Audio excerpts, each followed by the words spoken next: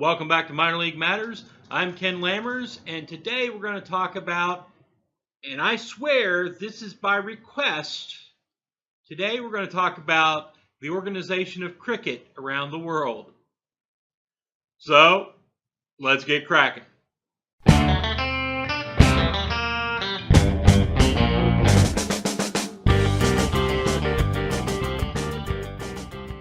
Okay, so for those of you who are new to all this, about a year ago, maybe a little bit more, I put up a video about cricket, right? As an ignorant American, I was trying to figure out the rules because I heard about this game my entire life, but of course never really seen it other than the occasional odd picture here and that of, oh, look at this strange sport that they play other places, right? But I knew it was a big sport internationally, and I wanted to figure out what it was about. So I went and figured out the rules. I tried to explain them as best I could, and then came the cavalcade of comments, some of which were very helpful, some of which were trollish. The trollish ones are usually the most fun, but I do thank those that were being helpful. So come a year later, I put up a second video, and that video is, answering mainly the trolls about attendance and baseball versus cricket and all this sort of thing. And of course, the first comment I get is from Chico Rico 6, who says the important thing, let's get cracking. And then I get a follow-up comment, serious comment from Chico Rico 6, and he asks, can I explain the various ways that cricket is put together around the world? Because it's easy enough to figure out baseball because you got minor leagues, major leagues, but cricket seems to be not so well organized or not organized in the same manner. And I'm going to give it my best try. Again, as somebody who's not grown up with the sport, this is what I can figure out from what I've watched and what I've seen. Cricket went around the world with the British Empire, right? It was a sport of empire. Upper crust Brits played it and they took it with them, and so it was everywhere the empire was. South Africa, Australia, New Zealand, the Caribbean, and of course the subcontinent. And so it's all these spots. And it stayed after the Brits left and became an incredibly popular sport in a lot of these countries. So having said that, how was it organized? Well, early on, from I think you would say late 1700s to early 1800s, there's a cricket club called Marylebone in England that became the head of English cricket and de facto the head of cricket around the world, because they would set the rules for English cricket, England and Wales, and then anybody else who wanted to play cricket had to follow the rules that they're playing in England and Wales, and thus Marylebone was the ruling body of the sport. Then in 1909 came the Imperial Cricket Conference. And, if you want to deny it had anything to do with the empire, go ahead and deny it. They put it in the title. So in 1909, the Imperial Cricket Conference forms. This becomes the ruling body of cricket. This lasts until 1965, when this body changes its name to the International Cricket Conference. Basically in reaction to things that were going on around the world and changes in international politics, right? That lasts about 25 years. I think in 1989, they change it to the International Cricket Council.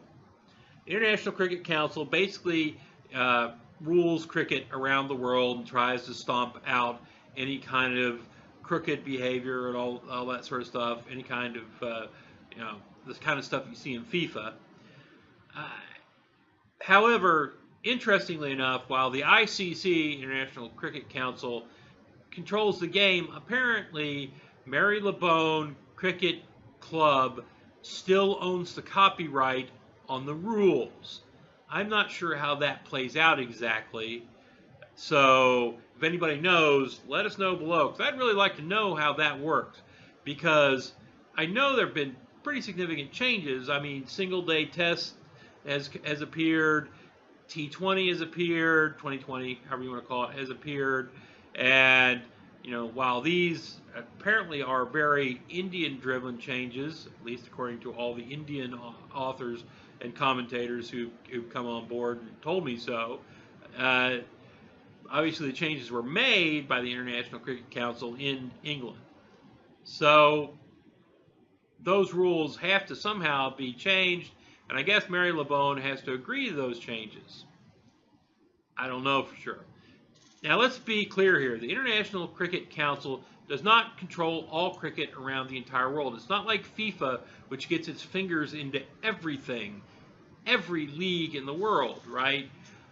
This is an international controlling body which basically controls international tournaments, and apparently in the modern world, primarily the tournament, the Cricket World Cup.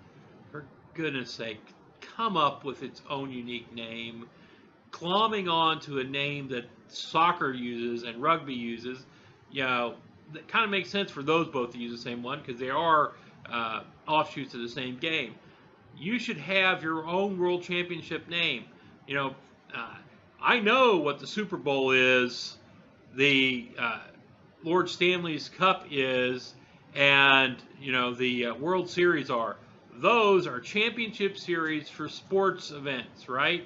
And I know exactly which sport event those are championship series for. You tell me World Cup, I don't think cricket. I think soccer. Come up with your own name. Okay, mini rant over. They do set up that tournament. They set up the playoffs type things, international matches, which lead up to that tournament, and so they have that control. They apparently don't control test matches when two countries just decide to have a test match, kind of like soccer has friendlies.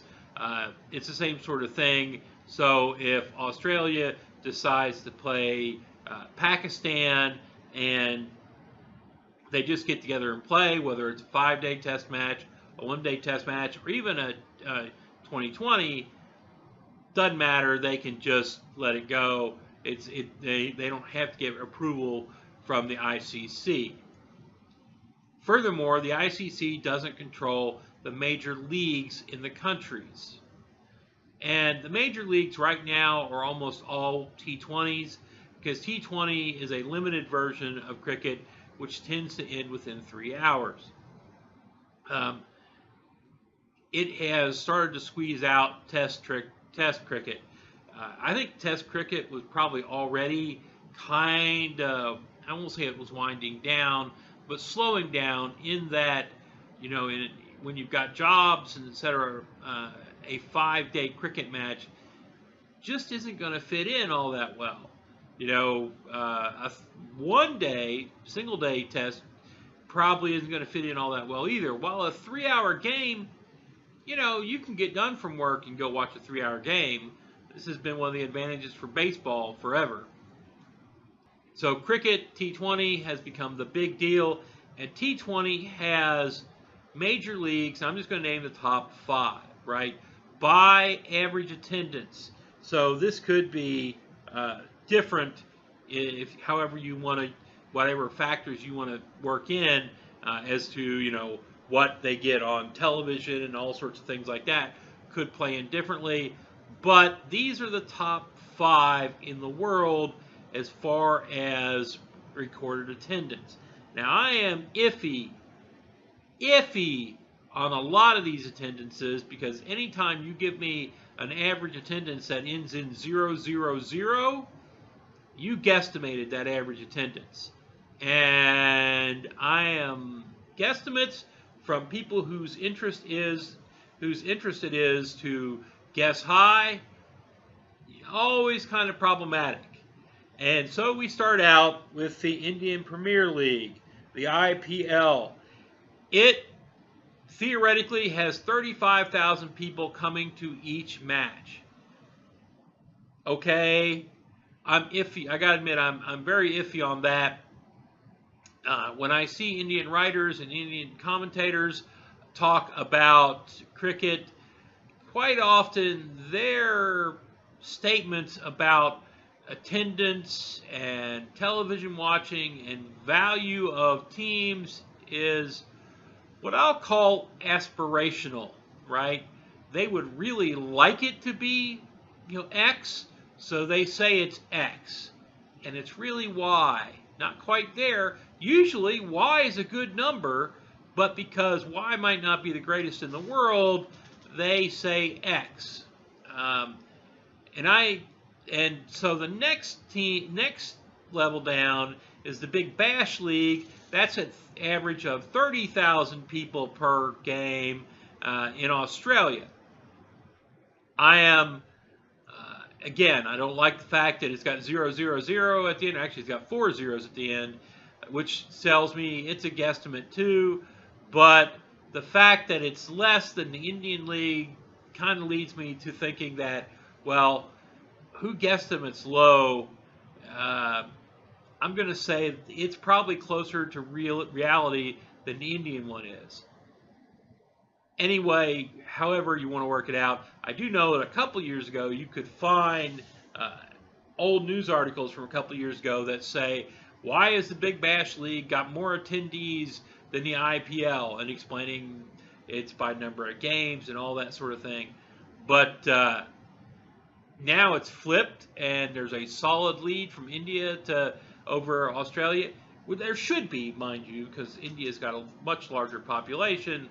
But in 2 years, flipping to the point where it's 5,000 per game, I'm iffy on that. But those are the top two. Clearly, without a doubt, those are the top two in the world. The top two cricket leagues in the world. They're both T20, and they are independent of the ICC and run in their own country. Number 3 is the Bangladesh Premier League. And Bangladesh's league is kind enough to give us an exact on-the-point number about what their average attendance is, and that's 21,825. Now, I'm iffy too on the 25 thing, but usually if they're really guesstimating, they'll come up with zeros at the end. 25 is a number that people will fall on too, but I tend to think this is more accurate than some of the others, or is an attempt to be more accurate than some of the others. Anyway, it doesn't matter. At 21,000 people per game, it is clearly the third league in the world as far as attendance goes. Number 4 is the Pakistani Super League, which averages out at 10,000 per attendee per game. And again, they just give you a 10,000 flat. I've got to say, I expect that that's guesstimates, so I don't know how accurate that is, but they have a significant attendance, at least reported. And number 5 is the Caribbean Premier League. And that one has about, well, actually, that one gives us an exact number, 8,533 people per game.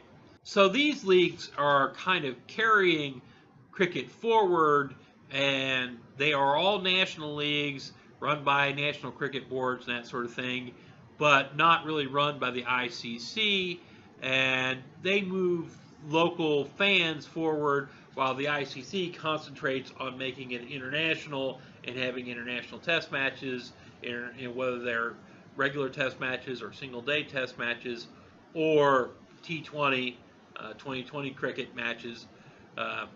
And that's pretty much the breakdown of how cricket is organized around the world. I'm sure it's much more complex in some ways than what I've said. There may be junior leagues or minor leagues or that, say, in India. Remember, I'd be surprised if there wasn't with the amount of people that play it in India and watch it in India. But really, for what we're concerned with, there are the major T20 leagues and then the ICC with a little bit of Marylebone thrown in there because they own the rules. And that's the best I can figure it out. Now, I am sure that people who are critical of this are going to read and put all sorts of things down below, tell me that I don't understand this or I don't understand that. I really would like somebody to tell me how the ICC and Marylebone interact with each other having to do with the rules. and anything else that you feel would be helpful. But I think that's a good outline on the way that cricket is run around the world and the success it has in national leagues. So anybody who's got comments, feel free to make them down below. Subscribe if you like the channel. I'm sure the button's up here somewhere.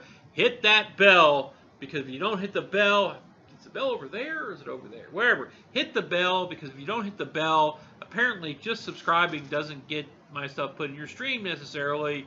You got to hit the bell so that it dings and tells you, hey, Minor League Matters has put up another thing that might irritate you, or you might enjoy. Who knows? And with all that said, hit like if you like, okay? Because always use likes. Maybe somebody else will watch it and like it too.